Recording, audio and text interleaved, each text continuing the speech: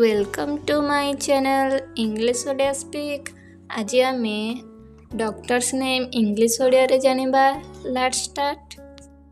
हृदरोग विशेषज्ञ को इंग्लिश रे कहबा कार्डियोलॉजिस्ट। कार्डियोलॉजिस्ट। दांत डॉक्टर को इंग्लिश रे कहबा डेंटिस्ट।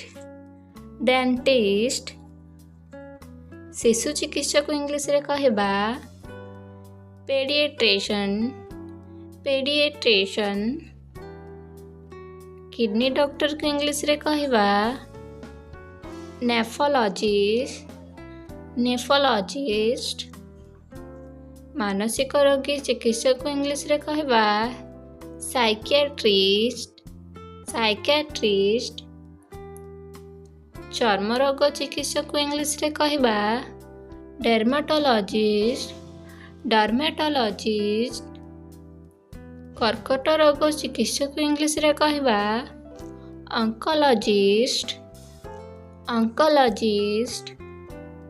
सर्जरी डॉक्टर को इंग्लिश रे कहबा सर्जन। सर्जन। पशु डॉक्टर को इंग्लिश रे कहबा वेटेरिनारियन।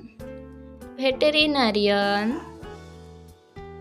स्त्री रोग विशेषज्ञ को इंग्लिश रे कहबा गायनेकोलॉजिस्ट। गायनेकोलॉजिस्ट। साधारण चिकित्सक को इंग्लिश रे कहबा जनरल प्रैक्टिशनर। General practitioner. आखि डॉक्टर को इंग्लिश रे कहबा ऑप्थेल्मोलॉजिस्ट। ऑप्थेल्मोलॉजिस्ट।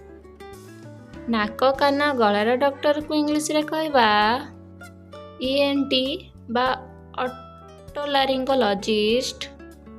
हाड़ डॉक्टर को इंग्लिश रे कहबा ऑर्थोपेडिक।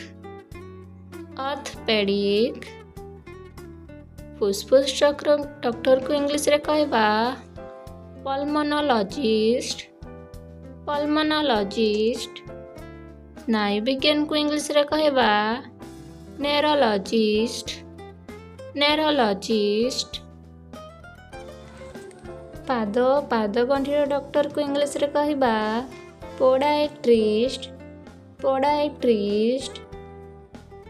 गंठी और हाड़ इत्यादि डॉक्टर को इंग्लिश रे कहबा रूमेटोलॉजिस्ट।